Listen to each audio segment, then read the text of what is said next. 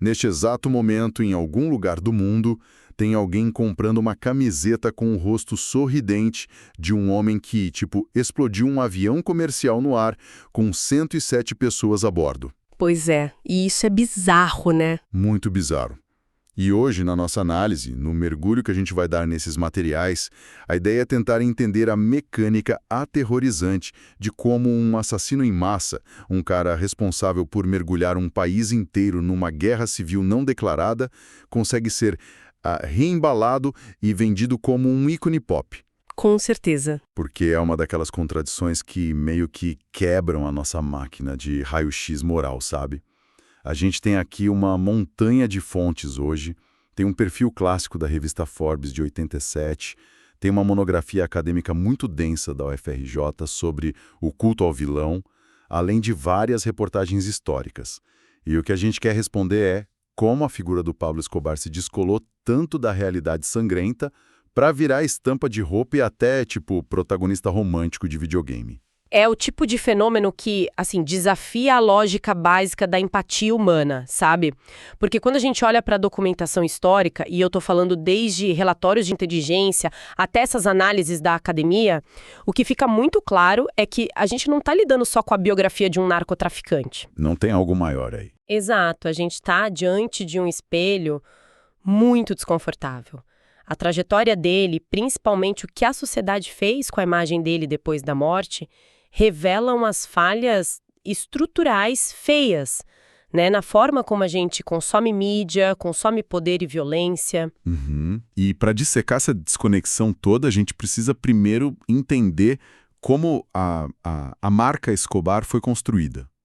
Porque ninguém acorda num dia sendo um terrorista procurado e no outro vira um herói popular, certo? Não mesmo, tem muito método nisso. É uma engenharia social pesada aí e ela começa com um volume de dinheiro que a mente humana simplesmente tem dificuldade de processar. Quando a gente pega aquele arquivo da revista Forbes lá de 1987, a entrada dele na primeira lista internacional de bilionários já estabelece um cenário absurdo. Nossa, os números são surreais. Sim, a estimativa da Forbes era de que o cartel de Medellín movimentava cerca de 7 bilhões de dólares. E a fatia dele era de uns 40%. Ou seja, a gente está falando de 2 bilhões de dólares em poder de compra pessoal num país em desenvolvimento na década de 80. E sabe o que torna essa matemática ainda mais maluca? É o relato de quem estava lá dentro da casa dele. O próprio filho do Escobar, que hoje adotou o nome de Sebastián Marroquín, ele vem dando uns depoimentos fascinantes desconstruindo essa precisão toda americana. Sério? Ele contesta a Forbes? Muito. Segundo ele, a Forbes essencialmente inventou aqueles números. Não por malícia, claro, mas por uma incapacidade total de medir uma economia invisível. A verdade crua que ele conta é que o próprio pai não fazia a menor ideia de quanto dinheiro tinha. Caramba, perder o controle do próprio dinheiro? Sim, o volume de dinheiro vivo gerava um caos logístico, sabe? Tinha paredes recheadas de notas apodrecendo por causa da umidade. Ratos comiam milhões de dólares todo ano, literalmente. A fortuna era tão colossal que o controle contábil simplesmente deixou de existir.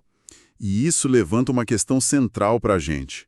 Porque ter notas apodrecendo nas paredes não faz de ninguém um benfeitor. Muito pelo contrário, né? Um dinheiro acumulado desse jeito ilícito geralmente atrai inveja, atrai desconfiança, muito inimigo. A doação pura e simples de dinheiro na rua é, assistencialismo barato.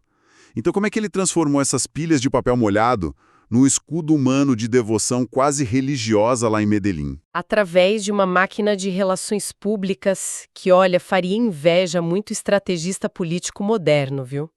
Ele não era só um criminoso violento.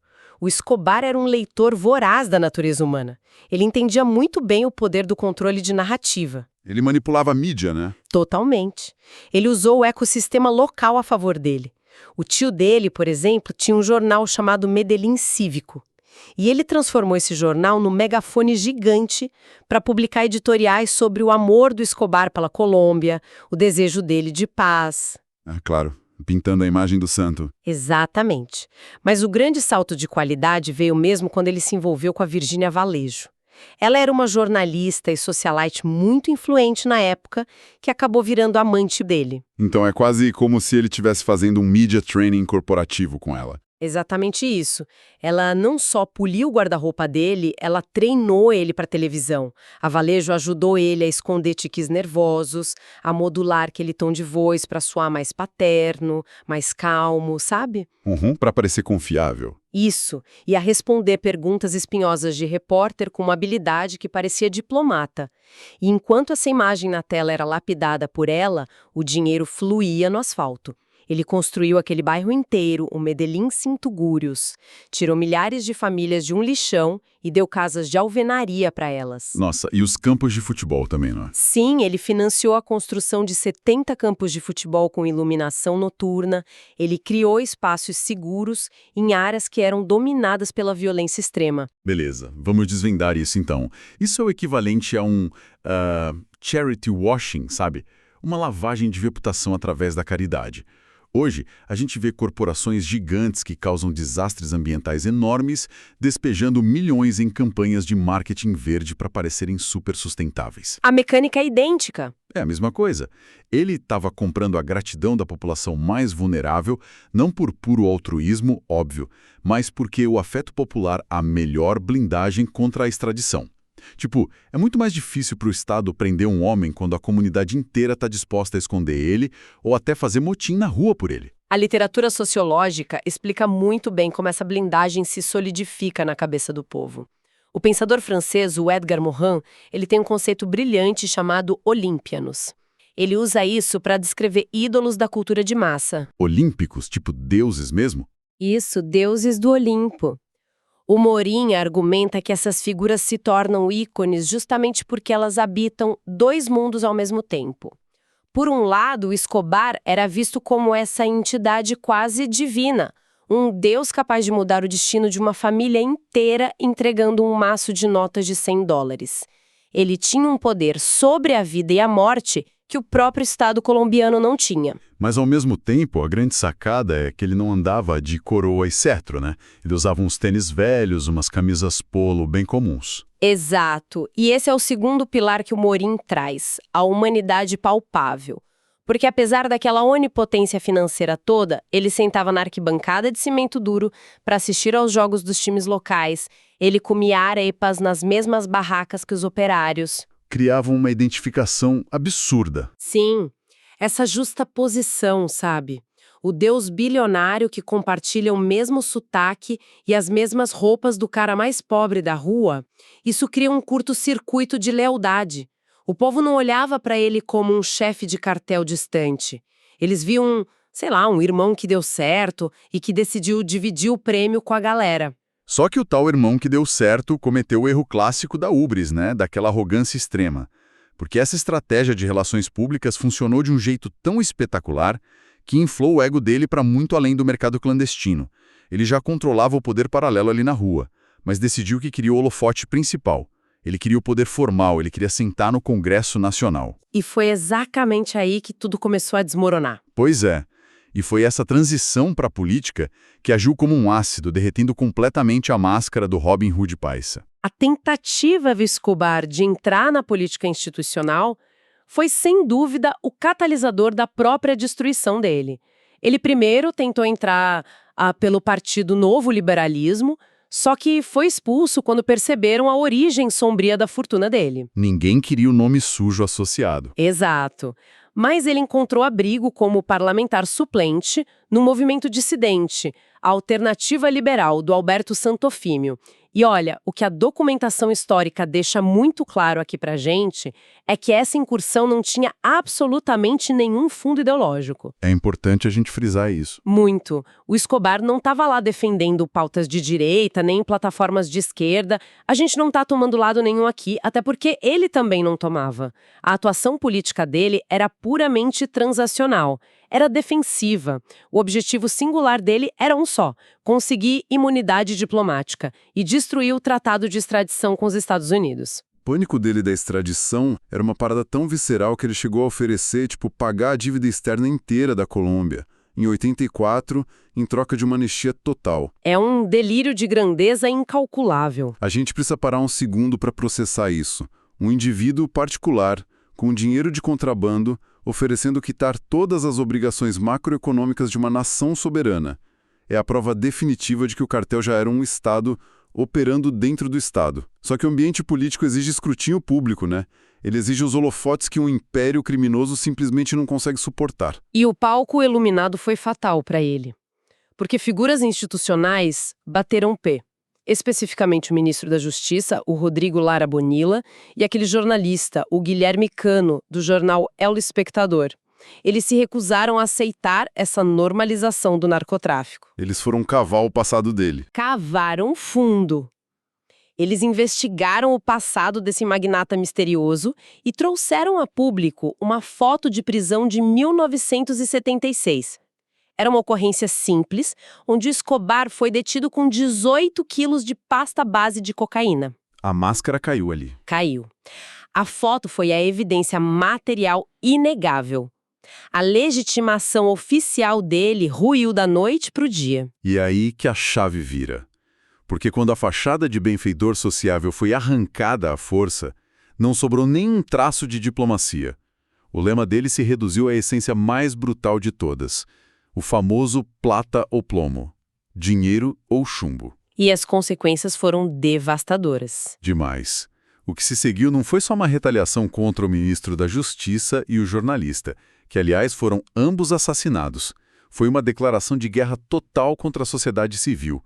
O cartel de Medellín instituiu um regime de narcoterrorismo que foi responsável pela morte de cerca de 4.000 pessoas. Um banho de sangue. A gente está falando de carros-bomba em centros comerciais, o financiamento daquelas milícias armadas para invadir a Suprema Corte e, cara, o ápice do terror irracional, a explosão daquele voo 203 da Avianca no ar, simplesmente porque eles achavam que um candidato à presidência estaria a bordo. Sabe, a dissonância cognitiva que isso gerou na sociedade colombiana na época é um objeto de estudo por si só, porque a mente humana precisa fazer uma ginástica psicológica imensa para conseguir reconciliar a imagem daquele homem que inaugurava a quadra de esportes no bairro pobre com o arquiteto de explosões em vias públicas que despedaçava mulheres e crianças aleatoriamente. É um choque de realidade.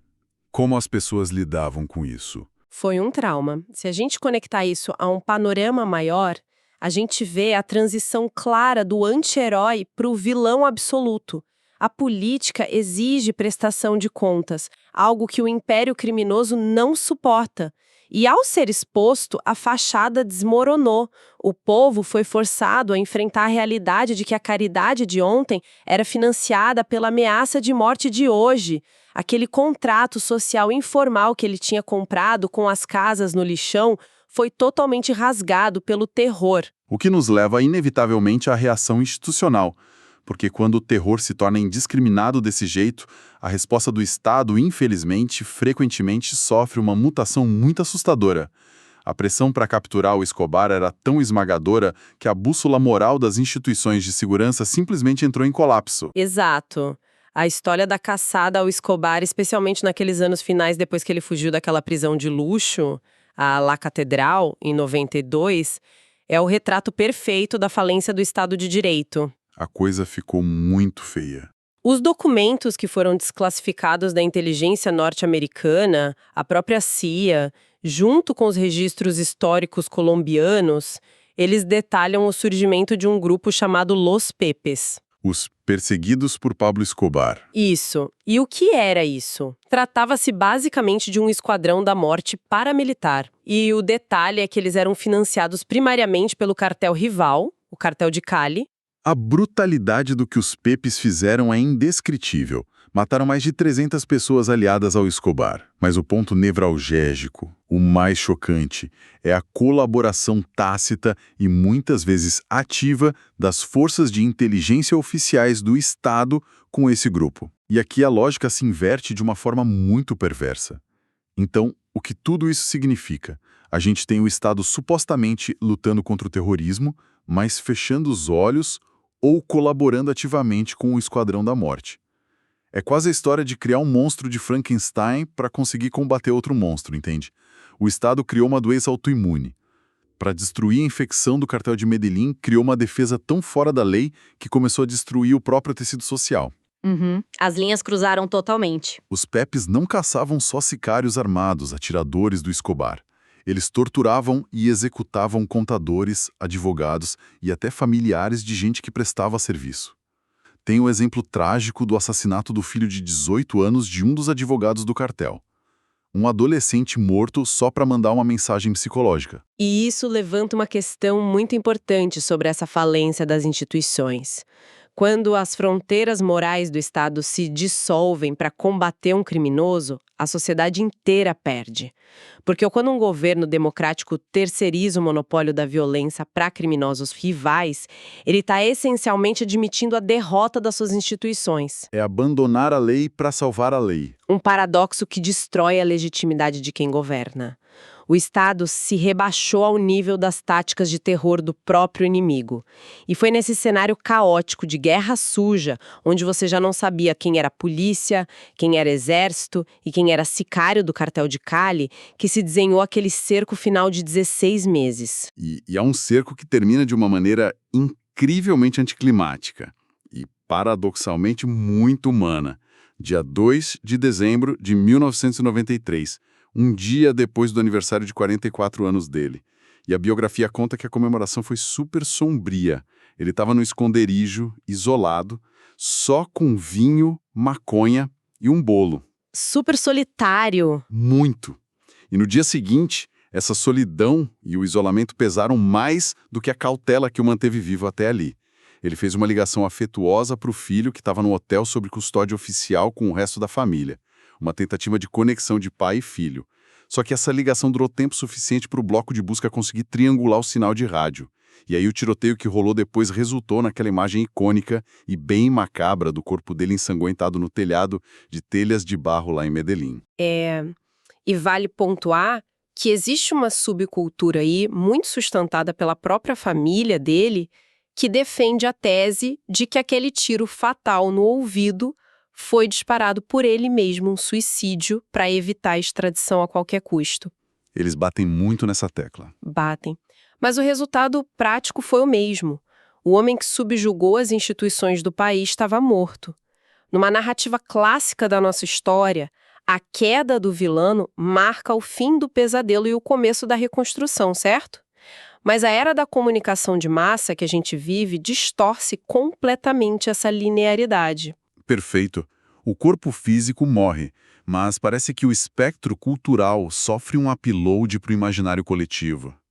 E o legado físico que ficou para trás na Colômbia ilustra perfeitamente essa mutação bizarra. Pega a famosa Hacienda Mápolis. Nossa, essa história é um absurdo. É surreal. Uma propriedade de 7,7 quilômetros quadrados. Tinha aeroporto particular, praça de touros e umas estátuas de dinossauros em tamanho real. Quando o governo assumiu o controle do terreno lá em 2006, o que eles fizeram? Transformaram num parque temático focado em famílias. Parque aquático, né? Sim, com toboáguas estilo Jurassic Park. Hoje, famílias passam os domingos se divertindo, tomando banho de piscina nas mesmas terras onde rotas de tráfico internacional eram traçadas. E a metáfora física mais assustadora dessa sobrevida toda que ele teve, dessa sobrevivência póstuma, é a questão ecológica, os famosos hipopótamos da cocaína. Ah, claro, não dá para esquecer deles. Quantos eram no começo? Ele importou clandestinamente 4 hipopótamos africanos para o zoológico particular dele. Só 4. E quando o império caiu e a fazenda foi abandonada pelas autoridades, esses animais ficaram lá, soltos. Sem nenhum predador natural e num clima tropical super propício, eles se reproduziram loucamente. Hoje, a estimativa é de que existam mais de 100 hipopótamos dominando toda a bacia do Rio Madalena. Cara, o hipopótamo é a materialização literal do legado dele. É uma espécie invasora que foi trazida por puro capricho e dinheiro sujo e que altera de forma agressiva e destrói o ecossistema original em volta dela. E mesmo com o criador morto há décadas, a praga que ele botou lá continua se multiplicando e causando uns estragos incontroláveis na natureza. É uma leitura brilhante. E a mesma dinâmica de invasão incontrolável acontece no nosso ecossistema cultural. É aqui que entra aquela base da monografia da UFRJ que usa o conceito cunhado pelo pesquisador Olivier Driessens, que é a celebrificação. E o que isso significa na prática para a imagem do Escobar? O processo de celebrificação não é só sobre ficar famoso, é sobre a desconexão quase cirúrgica entre a essência real de um indivíduo e a imagem pública dele. A tese mostra certinho como a figura do Pablo Escobar foi meio que esvaziada de toda aquela dor, de todo o sangue e luto que ele causou. É tipo um processo de lavagem cerebral coletiva que a indústria do entretenimento promove, né? Porque hoje, basta você entrar numa lojinha de turista ou abrir um site para comprar coisa na internet que você acha capinha de celular, adesivo para notebook e camiseta com o rosto do Escobar. E muitas vezes desenhado como se fosse uma figura sagrada. Exato, com um design estilizado, quase como se ele fosse um Jesus ou um revolucionário romântico. E nos videogames, ele vira protagonista de jogo, tipo aquele Narcos Rise of the Cartels, onde o seu grande objetivo lúdico, a diversão da molecada, é ajudar a expandir rotas de tráfico. É uma mercantilização total do horror. É apagar o sofrimento das vítimas. Silenciam as milhares de vítimas daquela bomba na Avianca ou da invasão da Suprema Corte, e o que sobra é só uma estética, uma vibe cool de rebeldia perigosa, sabe? E a pesquisa da UFRJ traça uns paralelos incríveis com outras figuras contemporâneas que sofreram essa mesma plastificação da mídia. A gente vê isso acontecer o tempo todo. Nos Estados Unidos, tem serial killers como Ted Bundy, onde a violência real que eles cometeram perde espaço para debates super superficiais sobre o charme dele ou o intelecto dele nesses documentários. Focam só no magnetismo do cara, né? Isso. E no contexto brasileiro, a gente tem o fascínio sem fim em torno da vida privada da Suzane von Richthofen. Cada saidinha temporária dela da prisão vira um evento midiático hiperconsumido. A brutalidade real do crime deixa de ser um alerta trágico sobre a sociedade e é reempacotada como puro entretenimento. Vira roteiro de true crime para a pessoa maratonar no sofá no domingo à tarde. Aqui é onde a coisa fica realmente interessante. E meio que assustadora. Porque a nossa sociedade adora transformar o horror em mercadoria. Comprar uma camiseta com o rosto de um terrorista é o equivalente moderno de levar as crianças para brincar no toboágua construído em cima de um império de sangue. É uma amnésia conveniente em massa. A gente escolhe esquecer o grito das vítimas para poder aproveitar aquele brilho sinistro que o vilão tem. Exato. E o especialista, ou melhor, a sociologia no geral, tenta responder o porquê de fazermos isso. E tem um conceito do sociólogo Michel Maffesoli que chama de mística da violência. Mística da violência? Sim. O Maffesoli argumenta que essa nossa fascinação por essas figuras não vem da ignorância. Ninguém consome uma série do Pablo Escobar achando que ele era um anjinho inocente. As pessoas são atraídas exatamente porque ele representa a antítese da civilidade. O vilão personifica aquela face obscura, a sombra da humanidade, aquela parcela caótica e reprimida da nossa natureza que a vida em sociedade meio que obriga a gente a engolir e domar. Cara, isso faz todo sentido se a gente pensar na estrutura da vida moderna que a gente leva. A civilidade é, por definição, repressiva. A gente precisa seguir regra de trânsito chata, pagar imposto toda hora, engolir sapo e frustração no trabalho e manter uma fachada de polidez constante com todo mundo. É uma camisa de força necessária para a gente não se matar na rua. E aí, quando o vilão surge e corta essa fila com um facão, dizendo que as regras não se aplicam a ele, a gente sente repulsa na hora. Mas numa camada subconsciente lá no fundo, tem um encantamento pela audácia crua dessa ruptura. Fascinante, né?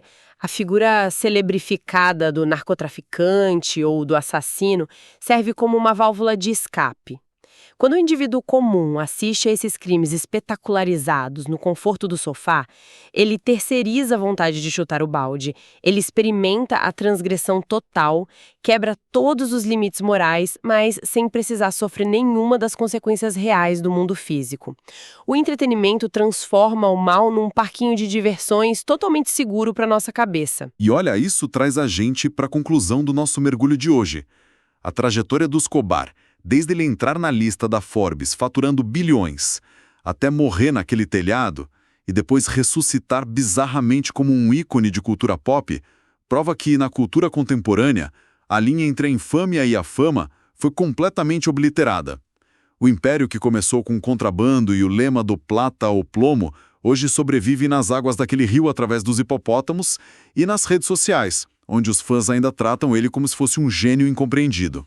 O peso histórico das milhares de mortes quase que evapora no ar. O que sobra para o Zeitgeist é só aquela silhueta purificada de um anti-herói que está blindado pelo filtro dessa cultura pop anestesiante. Exato. E isso deixa um espaço para uma reflexão final, algo para quem está ouvindo a gente mastigar e pensar um pouco. A gente vive numa sociedade altamente regulada, sempre monitorada por câmera, focada nas aparências das redes sociais. Será que essa nossa obsessão febril atual por anti-heróis violentos e por maratonar verdadeiros vilões em documentários não é apenas a nossa maneira de canalizar a raiva reprimida que a gente sente das regras inquebráveis do mundo moderno? Talvez, lá no fundo, ao consumir essas histórias, as pessoas não estejam aplaudindo o crime em si, mas sim experimentando aquele perigoso sabor da liberdade absoluta e letal, através do escudo seguro de uma tela. Fica aí o questionamento pra gente. Até a próxima análise.